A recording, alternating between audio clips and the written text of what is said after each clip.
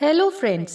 स्वागत है आपका हमारे यूट्यूब चैनल आर के हिंदी कहानियों में। आज की कहानी है झूठी शान। सवेरे सवेरे किचन में नाश्ता बना रही निर्मला के कानों में आवाज पड़ी। भाई, आजकल तो लड़कियां क्या, लड़के भी महफूज नहीं हैं। एक महीने में अपने शहर से 350 बच्चे गायब। आवाज हॉल में बैठकर समाचार देख रहे निर्मला के पति परेश की थी। निर्मला परेश को नाश्ता देकर बाहर की ओर बढ़ गई। परेश को मालूम था कि उसे बच्चों की स्कूल की फीस जमा करवाने के लिए जाना है। फिर भी एक बार फर्ज के तौर पर ध्यान से जाने की हिदायत देते हुए नाश्ता करने में जुट गए। इस पर निर्मला ने भी आम तौर पर दिए जाने वाला ही जवाब देते हुए कहा, जी हाँ, और बाहर का गर्म मौसम देखकर बिना छाता लिए ही घर से निकल गई। निर्मला आम तौर पर रिक्शे से ही सफर किया करती थी, क्योंकि उसके पास और कोई साधन भी नहीं था। स्कूल में सारे पेरेंट्स तहजीब से खुद ही सार्वजनिक दूरी बनाए अपनी अपनी कुर्सियों पर बैठे अपना नंबर का आने का इंतजार कर रहे थे। निर्मला का नंबर सबसे आखिर में था।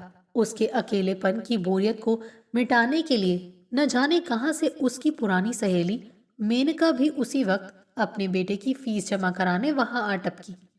चेहरे पर मास्क की वजह से निर्मला ने उसे पहचाना नहीं, पर मेनका ने उसके पहनावे और शरीर की बनावट से उसे झट से पहचान लिया और दोनों में सामान्य हाय हेलो के बाद एक लंबी बातचीत शुरू हो गई। दोनों सहेली एक दूसरे से दोबारा पूरे 5 महीने बाद मिल रही थी। यूं तो दोनों का आपस में एक दूसरे से दूर दूर तक कोई संबंध नहीं था, पर दोनों के बच्चे एक ही जमात में पढ़ते थे। घर पास होने की वजह से निर्मला और मेनका की मुलाकात कई बार रास्ते में एक दूसरे से हो जाया करती थी। धीरे धीरे बच्चों की दोस्ती निर्मला और मेनका तक आ गई। दोनों ही अक्सर छुट्टी के समय अपने बच्चों को लेने आते, तब उनकी भी मुलाकात हो जाया करती। दोनों एक ही रिक्शा शेयरिंग पर लेते, जिस पर उनके बच्चे पीछे बैठ जाया करते। निर्मला ने मेनका को देखकर खुशी से मुस्कुराते हुए कहा, अरे ये मास्क भी ना, मैं तो बिल्कुल ही पहचान नहीं पाई तुम्हें। पर असलियत तो ये थी कि वो उसके पहनावे से धोखा खा गई थी, क्योंकि जिस मेनका के लिबास पुराने से दिखने वाले और कई दिनों तक एक ही जैसे रहते, वो आज एक महंगी सी नई साड़ी और कई साजो श्रृंगार के सामान से लदी हुई थी। इसके चलते उसे यकीन ही नहीं हुआ कि ये मेनका हो सकती है। निर्मला ने उसकी महंगी साड़ी को हाथ से छूने की चाह से जैसे ही उसकी तरफ हाथ बढ़ाया, मेनका ने उसे टोकते हुए कहा, अरे भाभी, ये क्या कर रही हो? हाथ मत लगाओ। भले ही मेनका ने सार्वजनिक दूरी को जहन में रखकर ये बात कही हो, पर उसके शब्द थोड़े कठोर थे, जिसका निर्मला ने ये मतलब निकाला कि तुम्हारी औकात नहीं इस साड़ी को छूने की, इसीलिए दूर ही रहो। निर्मला ने उससे चिढ़ते हुए पूछा, ये साड़ी कहाँ से? मेरा मतलब, इतनी महंगी साड़ी पहनकर स्कूल में आने की कोई वजह? महंगी? ये तुम्हें महंगी दिखती है। अरे ऐसी साड़ियां तो मैंने रोज पहनने के लिए ले रखी हैं, मेनका ने बड़े घमंड से कहा। निर्मला अंदर ही अंदर कुड़ने लगी। उसे विश्वास नहीं हुआ कि ये वही मेनका है जो अक्सर मेरे कपड़ों की तारीफ करती रहती थी और खुद के ऊपर दूसरे लोगों से हमदर्दी की भावना रखती थी। ये तो कुछ महीनों पहले उम्र से ज्यादा बूढ़ी और बेकार दिखती थी, पर आज अचानक ही इसके चेहरे पर इतनी चमक और रौनक के पीछे आखिर वजह क्या है? पहले तो अपने पति के कुछ काम ना करने की मुझसे शिकायत करती थी, पर आज अचानक ये चमक धमक कैसे? हाँ, हो सकता है कि विजेंद्र भाई को कोई नौकरी मिल गई हो सकता है कि उनका कोई धंधा शुरू किया हो जिसमें उन्हें अच्छा मुनाफा हुआ हो, या कोई लॉटरी लग गई हो। तो क्या मैं इतना क्यों सोचने लगी? अब हर किसी की किस्मत एक बार जरूर चमकती है, उसमें मुझे इतनी जलन क्यों हो रही है? जिनके पास पहले पैसा नहीं, जरूरी थोड़ी है कि उनके पास कभी पैसा नहीं आएगा। भूतकाल की अपनी ही उधेड़ बुन में कोई निर्मला को मेनका उसके मुंह के सामने एक चुटकी बजाकर वर्तमान में लेकर आई और कहा, अरे भाई, कहाँ खो गई तुम? लाइन तो आगे भी निकल गई। निर्मला और मेनका दोनों एक एक कुर्सी आगे बढ़ गए। वैसे एक बात पूछूं मेनका, तुम्हारी कोई लॉटरी वगैरह लगी है क्या? निर्मला ने बड़े ही सवालिया अंदाज में पूछा, जिसका मेनका ने बड़े ही उल्टे किस्म का जवाब दिया। क्यों? लॉटरी वाले ही ज़्यादा पैसा कमाते हैं क्या? अब उन्होंने मेहनत के साथ साथ दिमाग लगाया है तो पैसा तो आएगा ही ना। अब परेश भाई को ही देख लो, दिन भर अपने साहब के कहने पर कलम घिसते हैं, ऊपर से उनकी खरी खोटी सुनते हैं, पूरे दिन खच्चरों की तरह दफ्तर में खटते हैं, फिर भी रहेंगे तो हमेशा कर्मचारी ही। नहीं, ऐसा नहीं है। मेहनत के नाम पर ये कौन सा पहाड़ तोड़ते हैं? सिर्फ दिन भर पंखे के नीचे बैठकर लिखा पढ़ी का काम ही तो करना होता है। इससे ज्यादा आराम और इज्जत की नौकरी और किसकी होगी? निर्मला ने मेनका को और नीचा दिखाने की चाह में उससे कहा, पढ़े लिखे हैं, आराम की नौकरी करते हैं। यूं धंधे में कितनी भी दौलत कमा लो, पर समाज में सिर्फ पढ़े लिखे और नौकरी वाले इंसान की ही इज्जत होती है। बाकियों को तो सब अनपढ़ और गंवार ही समझते हैं।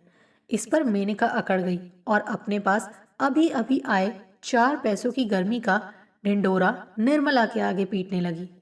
काउंटर पर निर्मला का नंबर आया। काउंटर पर बैठी रिसेप्शनिस्ट ने फीस की लंबी चौड़ी रसीद, जिसमें दुनिया भर के चार्जेस जोड़ दिए गए थे, निर्मला को पकड़ाई। निर्मला ने घर पर पैसे जोड़कर जो हिसाब लगाया था, उससे कहीं ज्यादा की रसीद देखकर उनकी आंखों से धुआं निकल आया। इतने पैसे तो उसके पर्स में भी नहीं थे, पर इस बात को वो सबके सामने जताना नहीं चाहती थी, खासकर उस मेनका के सामने तो बिल्कुल नहीं। मेनका ने कहा, मैडम, आप सिर्फ 3 महीने की ही फीस जमा कीजिए, बाकी मैं बाद में दूंगी। तभी निर्मला के हाथ से पर्ची लेते हुए मेनका ने निर्मला पर एहसान करने की चाह से अपने पर्स से एक चेकबुक निकाल अपने और उसके बच्चे की फीस खुद ही जमा कर दी। निर्मला को यह बदलाव ठीक न लगा, जिसके चलते उसने उसे बहुत मना भी किया। इस पर मेनका ने कहा, अरे भाई साहब को जब पैसे मिल जाएं तब आराम से दे देना, मैं पेनल्टी नहीं लूंगी। और वो हंसते हुए बाहर की ओर निकल गई। स्कूल के बाहर निकलकर देखा तो मालूम हुआ कि छाता न लेकर बहुत बड़ी गलती हुई। गर्म मौसम की जगह तेज बारिश ने ले ली। इतनी तेज बारिश में कोई भी रिक्शे वाला कहीं जाने को राजी नहीं था। निर्मला स्कूल के दरवाजे पर खड़ी बारिश के रुकने का इंतजार कर रही थी, पर मन में ये भी डर था कि आखिर अभी तुरंत मेरे आगे निकली मेनका गायब कहाँ हो गई, वो भी इतनी तेज बारिश में। चलो अच्छा है चली गई, कौन सुनता उसकी ये बातें। 4 पैसे क्या आ गए, अपने आप को कहीं की महारानी समझने लगी है। सारे पैसे खर्च हो जाएंगे तब फिर वही एक रिक्शा भी मेरे साथ शेयरिंग पर लेकर चला करेगी। मन ही मन खुद को झूठी तसल्ली देती निर्मला ने आगे रास्ते पर जमा पानी को चीरते हुए एक शानदार काले रंग की कार आकर रुकी।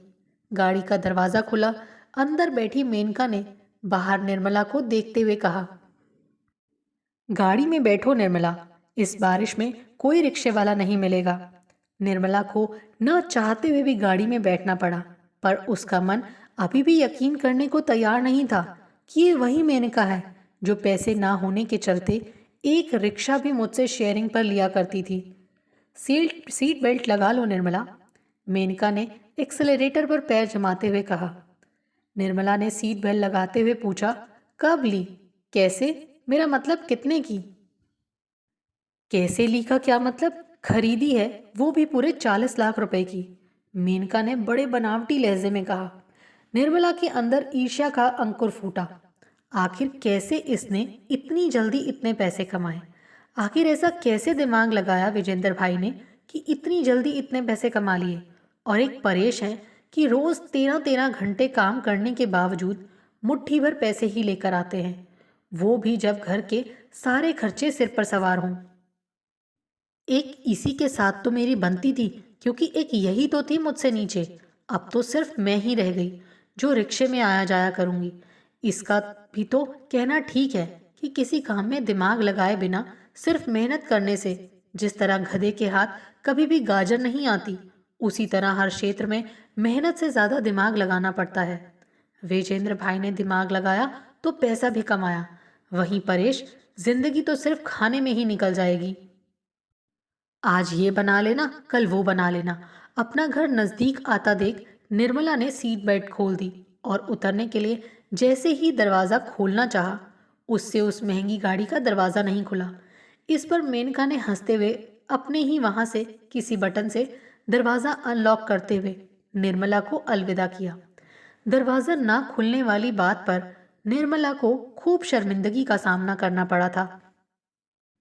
घर पहुंचते ही परेश ने एक पत्रिका में छपी डिश की तस्वीर सामने रखते हुए वही डिश बनाने का आदेश दे डाला, जिस पर निर्मला ने परेश पर बिफरते हुए कहा, पूरी जिंदगी तुमने और किया ही क्या है?